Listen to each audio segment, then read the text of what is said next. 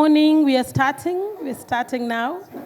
Welcome, everybody, to this food panel. We have a very exciting agenda today, really talking about cutting-edge innovation around food. So I'll give a few open remarks, and then I'll invite my expert panelists here to talk to us about this excellent innovation. We're talking about food, and we know that in 2070, the world is projected to reach a total population of at least 10 billion or over.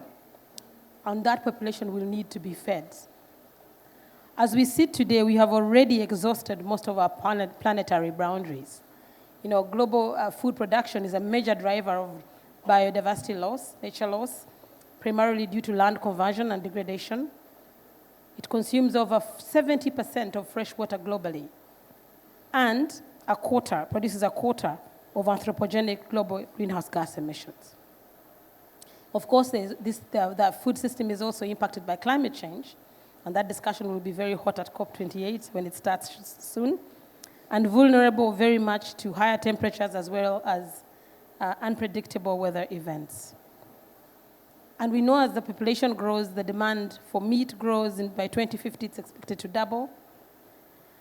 And frankly, the science is very clear. Even if we were to stop fossil fuel emissions immediately, the food system itself, especially animal agriculture, would push the planet past 1.5 degrees. So we must do something about food systems. And then when you look at the various health aspects that are related to that, you're talking about antibiotic resistance, because 70% of all antibiotics are actually given to animals. And then you look at the likely causes of the next pandemic, it's also going to be meat consumption. So frankly, we need innovation. For us to be able by 2070 to feed the world, we need innovation. And that's why we have this session here, because we have a fantastic panelist here who are going to talk about alternative proteins. Now, alternative proteins are important because they do not require antibiotics, so they deal with the antibiotic issue. They also protect our fragile ecosystems, like I said, that are really being plummeted by the current food system, and reduce greenhouse gas emissions, of course. And a transition would also unlock hundreds of millions of square miles for carbon sequestration. So our panelists today are all experts from that domain of alternative proteins and technology, coming from 3 different continents, and they're in a great position to help us to imagine how we can rethink our food system in alternative proteins by 2071. So I will start with you, Bruce, and maybe when you get to talk, you can say a little bit something about yourself. But I want to ask you about how do we get ready to nourish the billions, the 10 billion that I talked about by 2071? Thank you very much, and thanks, folks, for turning up, even though none of you had a good futurist joke. So my name is Bruce Friedrich, president and founder of the Good Food Institute. GFI is a network of nonprofit organizations. So we have GFI in India, Israel, Brazil, Asia Pacific, based out of Singapore, and Europe. We operate at the EC level as well as in the UK and Germany so far. We have about 215 full-time staff. The plurality of our team members are scientists. And the fundamental question that we're trying to solve is, what does it look like to produce meat from plants that, from the perspective of the consumer, is indistinguishable? And what does it look like to produce actual animal meat using cell cultivation instead of live animals? So just like you can take a seed or a cutting from a plant and bathe the seed or the cutting in nutrients and it will grow into a whole plant, you can do the same thing with a small sampling of cells from a chicken or a pig or a fish or any other animal, and it will grow into actual animal meat. And these technologies are, to the meat industry's massive contribution to emissions, as well as the meat industry's use of medically relevant antibiotics, as well as the meat industry's use to contribution to land loss. These are to agriculture what electric vehicles are to gas-powered cars, and what renewable energy is to fossil fuels. And it actually is a much bigger part of the solution than electric vehicles. If the entire world went to EVs, that would decrease somewhere on the order of 2.5 gigatons of CO2 equivalent on an annual basis. This gets us up to north of 10 gigatons, plus massive sequestration opportunities if we move in this direction. And we've only just gotten started. Many people in this room are probably thinking, well, I've had a veggie burger and it sucked. And that's a little bit like saying I've driven an electric car 10 years ago and the battery range sucked and there was no charging infrastructure. What futurism recognizes is that things get better. And we've really just started on the endeavor of figuring out how to make meat from plants and cultivate meat from cells. You talked about all the harms it solves for, so I won't repeat that, but that's what GFI is working on, and open sourcing the science to help build an entire ecosystem. Thank you, Bruce. Maybe before I let you go, I'll ask you one more question. Of course, when you talk about alternative protein and all those new technologies, I come from Africa, and it's a continent that we haven't yet started thinking about these. We may have it in a small scale, but I think that in general, we're still dealing with issues like protein deficiency. We're still trying to get to that level. How do you see us then leapfrogging into this alternative protein space? Well, there are two ways that we think about alternative proteins and Africa and sort of the global south writ large. Way number one is people in developing economies need more animal protein. People in developed economies need less animal protein for the chronic disease issues that you just mentioned. So right now, the world uses 3 billion hectares of land for animal agriculture. 3 out of 4 billion hectares of land used for agriculture are either grazing animals or growing crops to feed them to animals so that we can eat those animals. It takes 9 calories of crops into a chicken to get 1 calorie back out in the form of chicken meat. It takes 40 calories into a cow to get 1 calorie back out in the form of beef. So you're literally talking about a physiology of the animal. Our best case scenario is 800% food waste. So 8 of the 9 calories grown are fed to farm animals. We're now, 10 years ago, we were feeding 780 million metric tons of crops, corn and wheat, to farm animals. Now it's north of 1.25 billion metric tons of crops, where our best case scenario is that 800% of the calories are wasted. If we go from 3 billion hectares of land to 6 billion hectares of land by 2050 because we double meat consumption, that is what is throwing pastoralists off their land. That is what is throwing smallholders off their land. Commercial fishing is what is decimating aquatic ecosystems so that subsistence fishers have no animals to fish. So this frees up land so that subsistence farmers, pastoralists, smallholders will actually be able to raise meat and eat meat. And it also will decrease pressure on aquatic ecosystems, which will be good for fishing communities. So there's sort of the tautological, the people who have done the least to contribute to climate change are the most adversely impacted by it.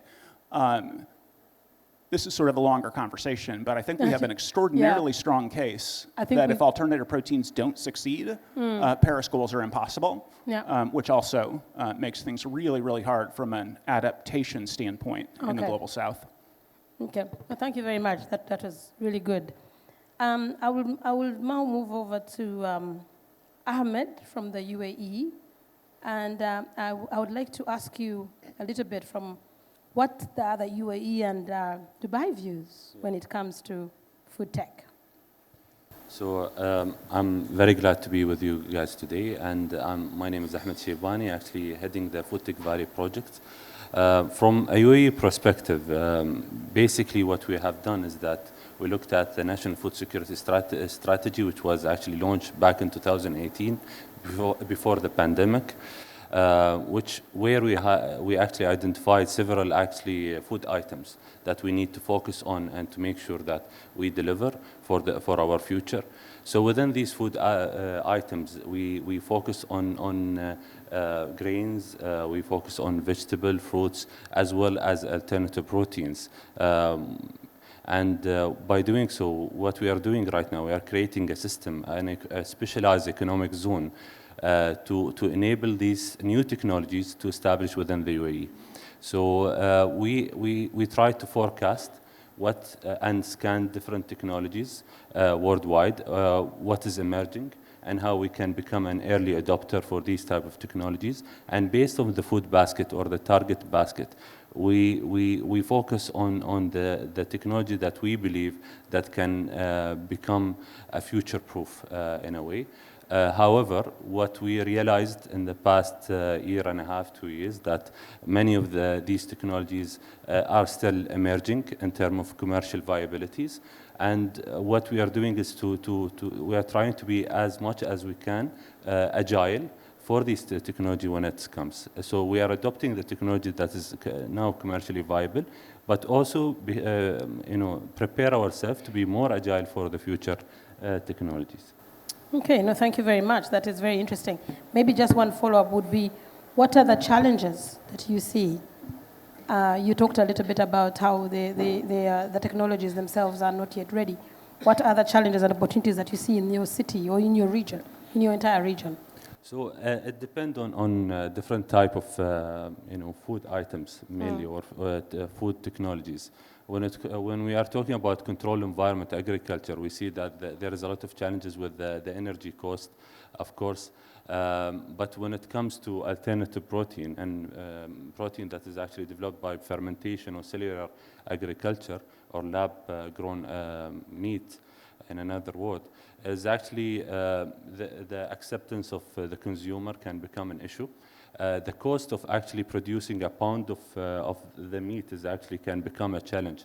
When I would say maybe 2013, when they started with producing the first piece of meat, which cost around $300,000 to $330,000, which is a very high amount. However, this price is actually dropping drastically. So first, the cost of producing the meat, the availability of actually different, I would say, system or media to grow. Like, for example, many of the challenges that many startups have is allocating a bioreactor for their actually studies and actually development. Yeah. And this is what we found out. In addition to that, you're going to see that even the bioreactor is actually available, is actually used in another industry, which is more high margin, which is pharmaceutical. So identifying these type of challenges is very essential. And at the same time, to be ready for new companies that comes and set up. Thank you. Thank you, Noah. Thank you. No, it's very clear. You talked about cost and, of course, consumer acceptance. I think even Bruce mentioned that maybe the veggie burger doesn't taste as good as a meat burger. So we have some work to do on cost. David, I think Ahmed mentioned fermentation, and it leads us right to you. You are setting up a precision fermentation plant here in the UAE. Why do you think this is the technology of the future? And what is it exactly? Sure. It's a pleasure meeting everyone, and thank you for listening today. My name is David Booker, and I'm the founder and CEO of a food tech startup called Change Food. So we're leveraging what's called precision fermentation technology, which allows us to create effectively bioidentical or nature-identical dairy caseins, or proteins in this case, which we can then use to formulate basically identical cheese and other dairy products. And there's a lot of different subcategories, I guess, within the alternative protein landscape. So this is all under the umbrella of fermentation, but the reason it's called precision fermentation is because we're precisely looking for one particular compound. A good analogy is to think about, raising a cow. It takes 2 to 3 years. You have to feed it a lot of, inputs. It's burping, it's doing its thing, and it's emitting a lot of, pollution. And really what you're looking for at the end of the day, it's consuming grass or a source of carbon, and it's producing, in this case, if you're looking at cheese, you're looking for one particular protein called casein. The rest of the animal is effectively in some ways, in a very draconian sense, an industrial processor converting sugars into casein, and the rest is byproduct. And so what we're doing is, rather than using a macro organism to do that conversion process, we're using cells. So think about yeast that you use to brew beer.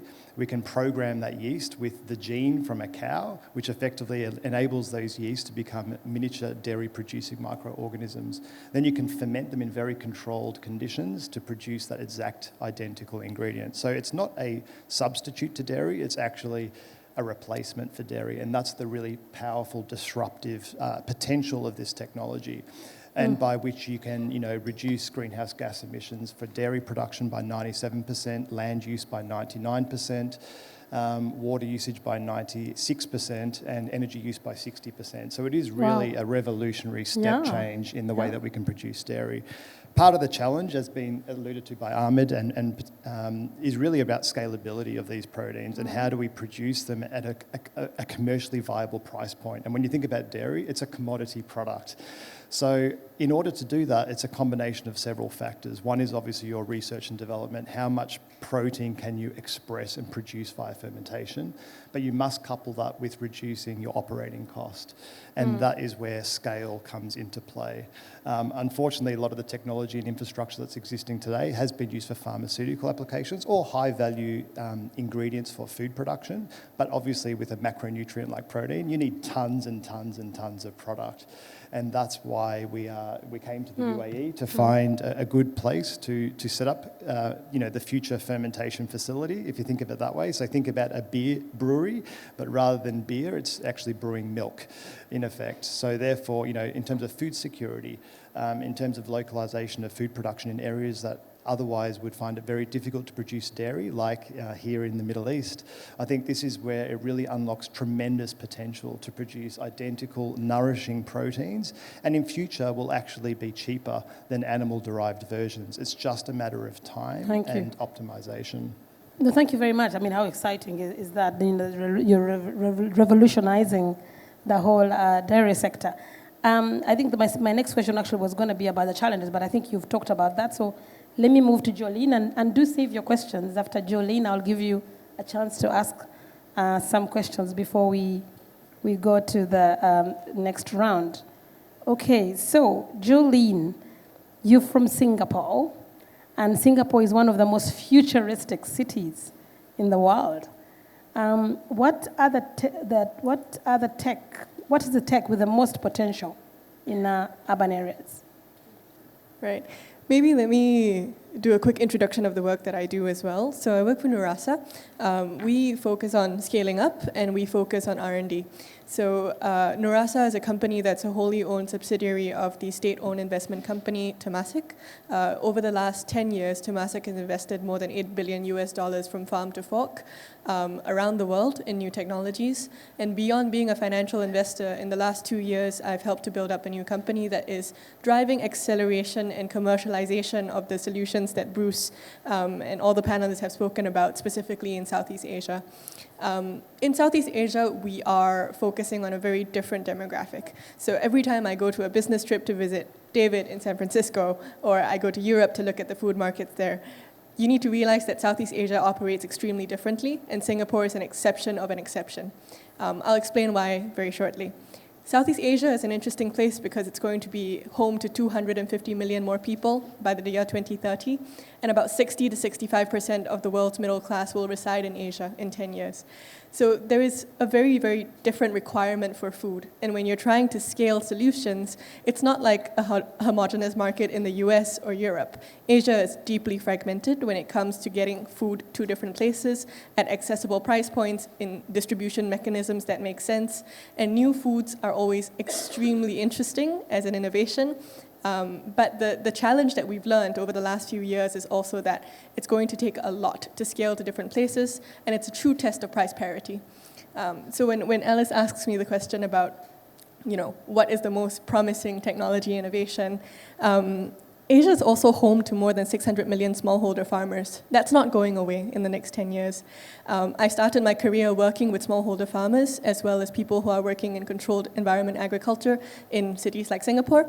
And the challenges are immensely difficult when it comes to cold chain logistics, when it comes to formulating a food product that would be interesting to different kinds of people across different parts of Asia. You can cross 30 minutes in Asia and you get a completely different cuisine.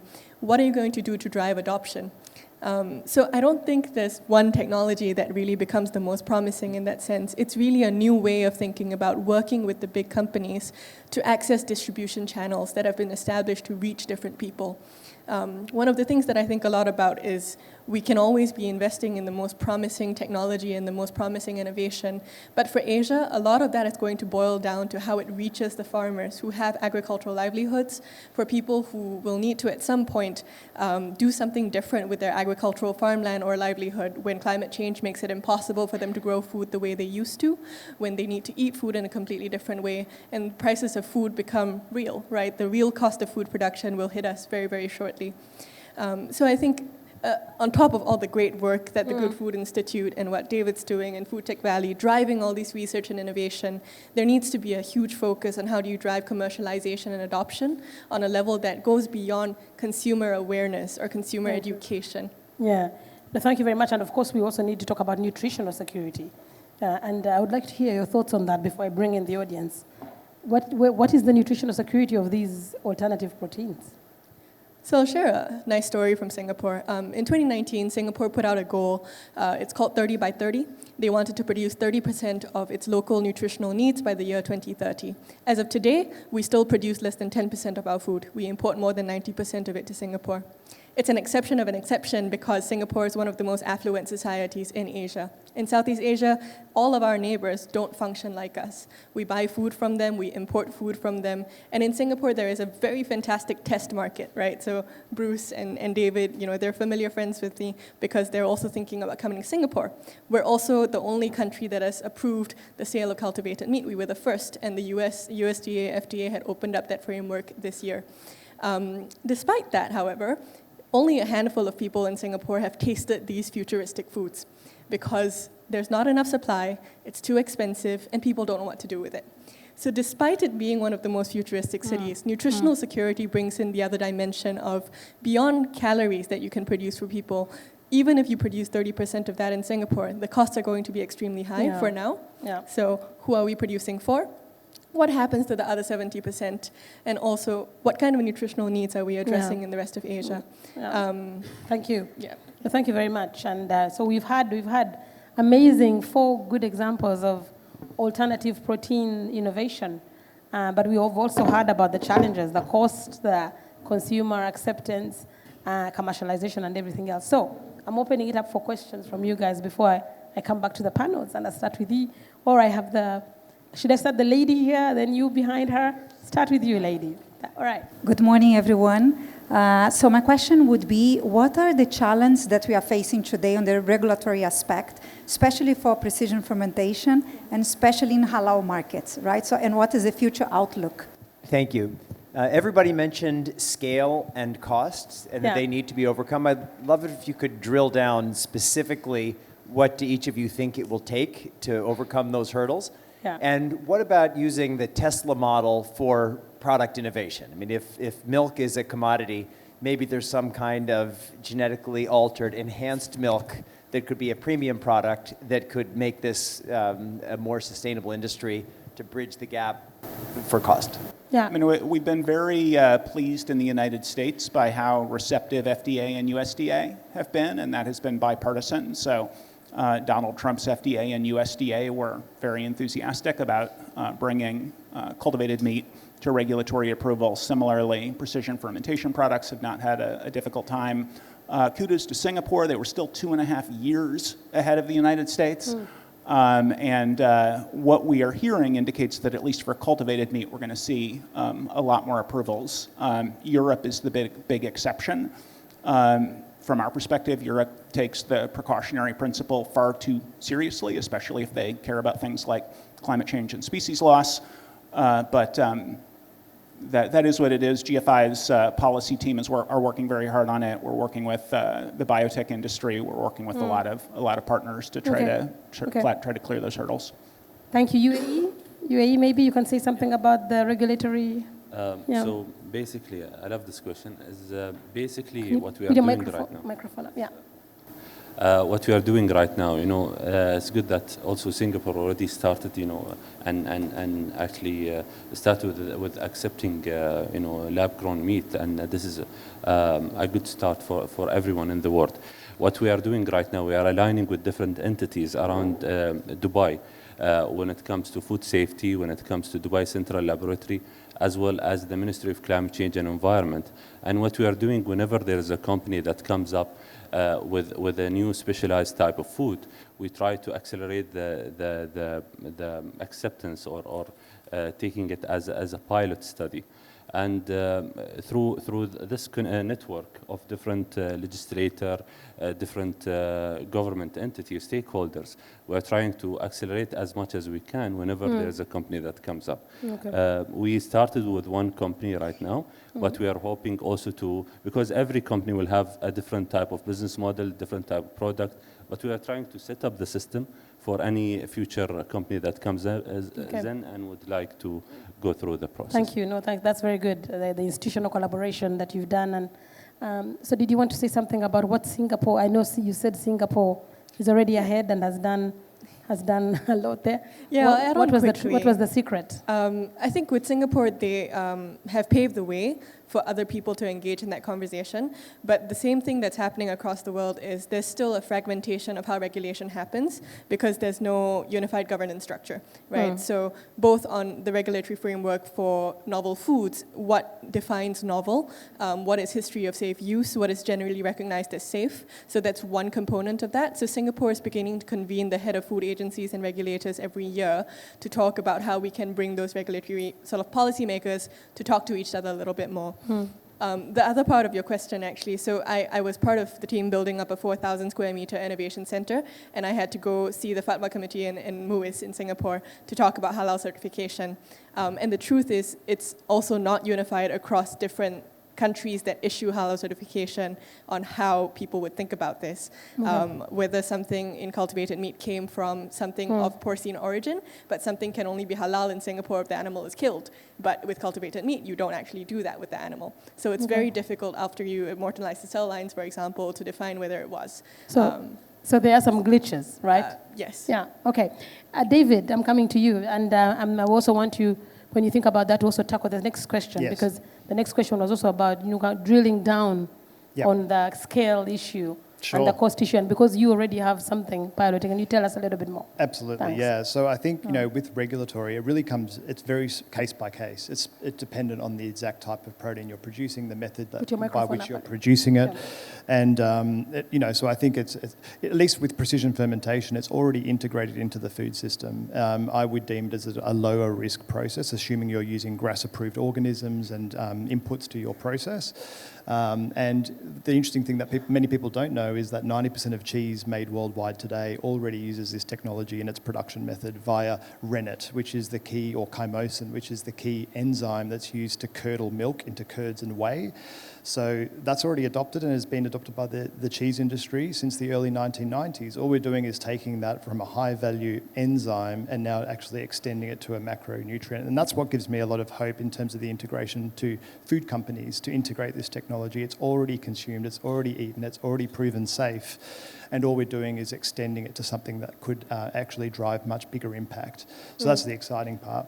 And the second part, in terms of the Tesla model, I think that's absolutely the approach, right? There's a cost curve, as with any new technology and its adoption, and you have to try and find ways to drive and get that into the hands of consumers as soon as possible to drive adoption, which in itself is a virtuous cycle, because the more you can sell, the lower the costs come down even more quickly.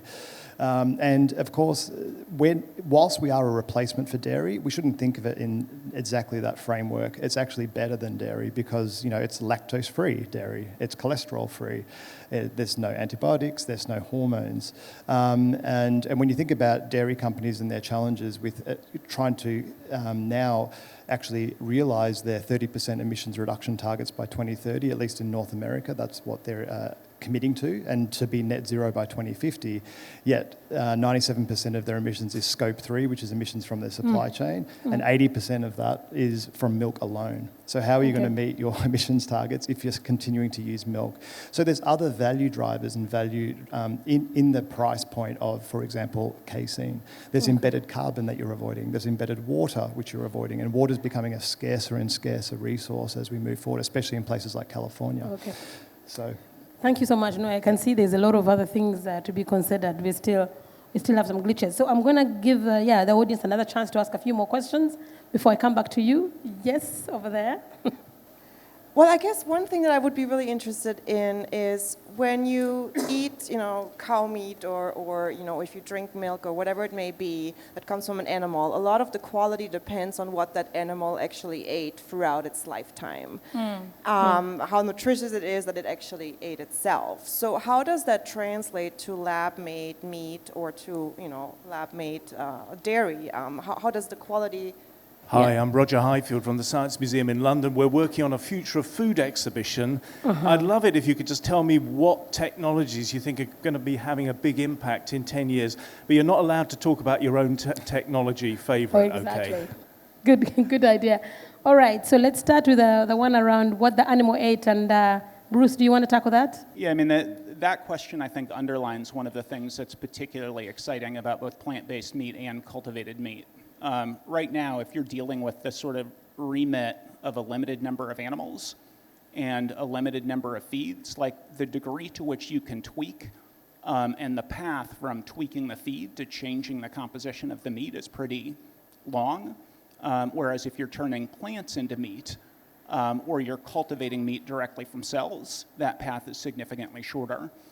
This also underlines, I think, one of the really big advantages of plant-based meat and cultivated meat, which Alice sort of nodded at the beginning, but right now 70% of medically relevant antibiotics, antimicrobials, 70% are fed to farm animals.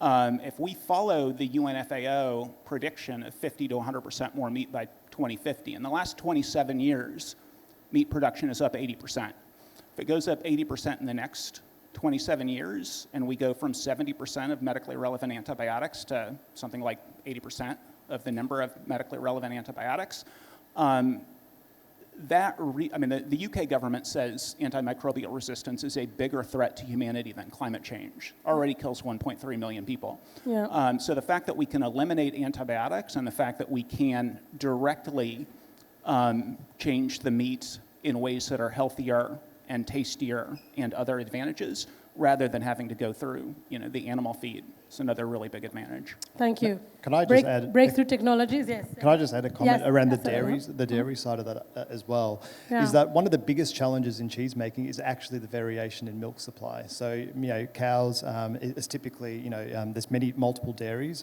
where milk is very inconsistent. And so that's why the actual process of traditional dairy manufacturing is actually to split milk down into its constituent components already and then reassemble it to actually create stability in cheese production methods. And so that's really fascinating. So if you think about that, it's a reductive manufacturing approach. We can actually change those constituent components already with a direct replacement, which is completely stabilized. So the variation from the industry disappears. That allows for far more stability within the supply chains, cost stability, supply chain stability. Rather than spoiling milk in a few days, it will spoil in weeks, if not months. Okay. There's less. So there's a multitude of other benefits in terms of specifically dairy production that this technology can also solve for as well. That's good. Ahmed, breakthrough technologies for the museum question, yeah? Yeah, so what type of technology that the next 10 years? Not necessarily your technology, but a breakthrough technology. And then I'll come to Jolene. Yeah. I think it's basically technologies that we are speaking about today is actually can become a breakthrough technologies when they establish a very commercial viability through breakthroughs in R&Ds and breakthrough and actually bringing the cost down. When it comes to cellular agriculture, I think there's a huge potential and what we saw in the past several years, the past 10 years actually, the drop is very significant. So I believe cellular agriculture have a lot of potential to become a breakthrough for our food. When it comes to insect based food, which can become a challenge, there is a big potential in it. The only issue is the consumer acceptance. So we might see that there will be a shift of how the food is actually presented. It all depends on the company and what is their business model and how they are actually presenting the product. Yeah, I've heard good things about insect, and definitely insect food. So insect food and silent agriculture. Jolene, breakthrough technologies. I think one aspect that would be really interesting is at the same time not just producing a new product or ingredient, but thinking about how you can augment the livelihoods of current agricultural farmers and workers.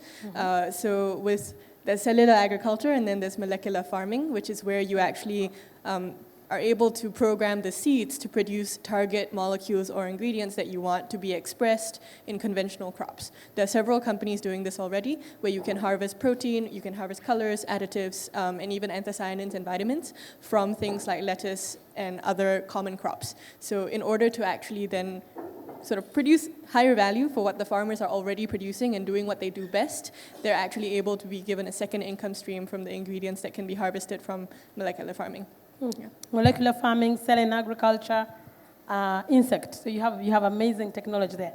And actually, I do still have a little bit of time before I ask the panelists for their final thoughts to get one question. So I'll allow you to ask your second question over there, and then I'll take Ms. Mahan. Yeah, good. Well, thank you. That's great. Yeah. So my second question was about life cycle analysis and the real use of energy and water in these technologies, especially if we talk about upscaling and mass production of lab-made synthetic meat, for example.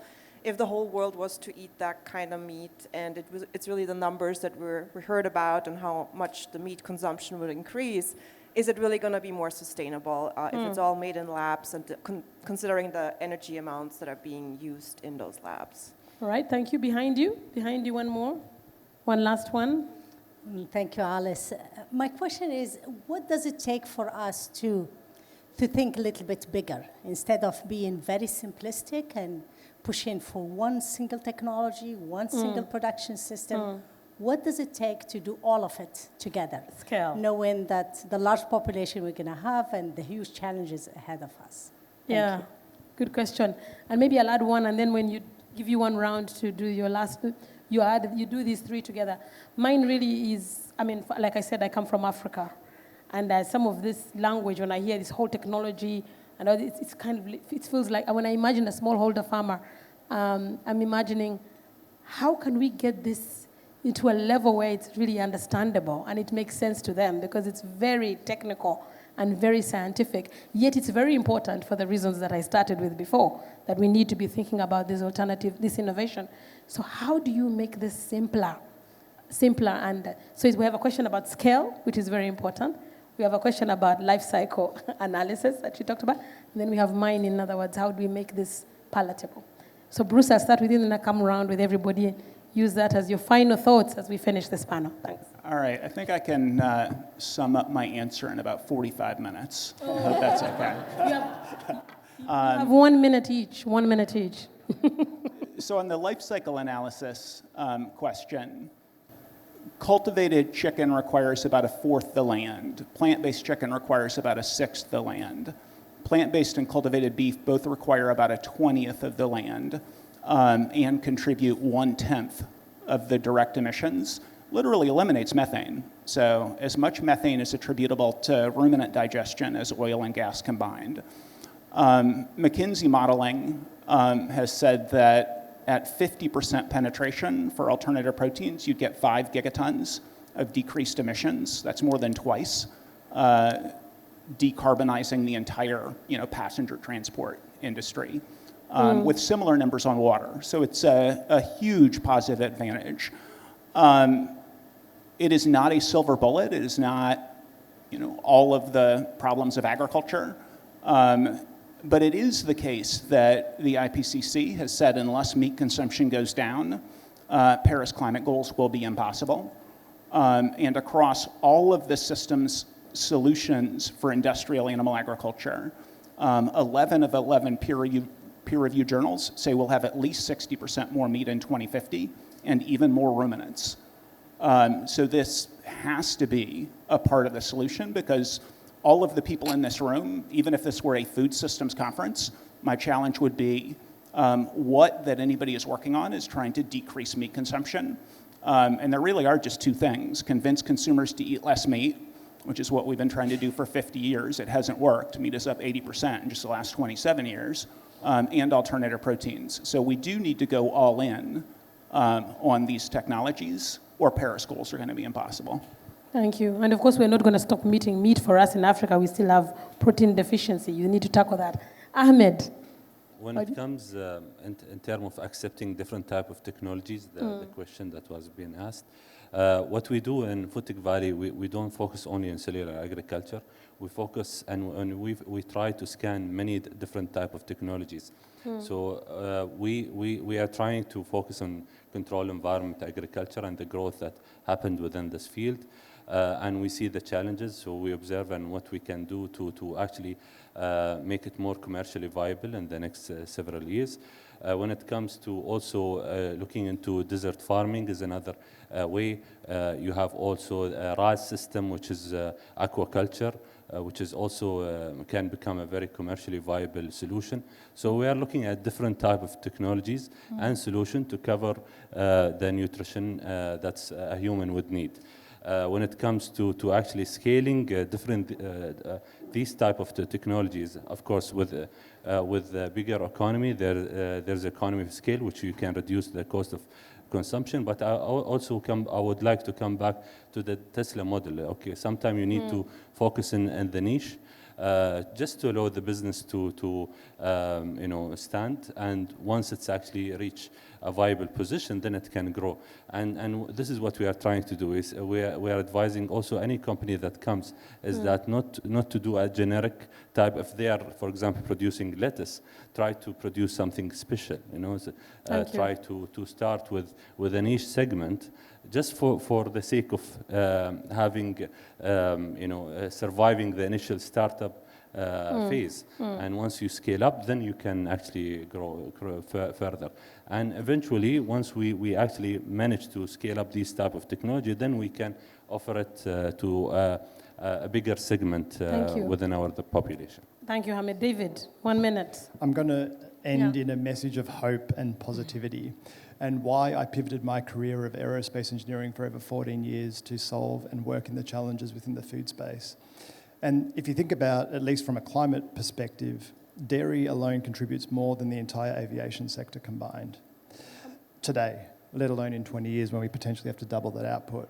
And the ethics in the food system combined with the health issues really allowed me to open up my eyes and realize that technology needs to help solve this problem. And people always ask me, which technology do you think is going to win? And I always say that, well, that's ridiculous, because we're creating a whole new system. So think about creating the current transport system. You're going to say a train? Which transport method is going to win? Is it a train? Is it a plane? Is it a boat? They all serve different purposes for different applications. And I think we need a plethora of different opportunities across plant-based, cellular, precision fermentation, molecular farming, to produce an abundance of different molecules.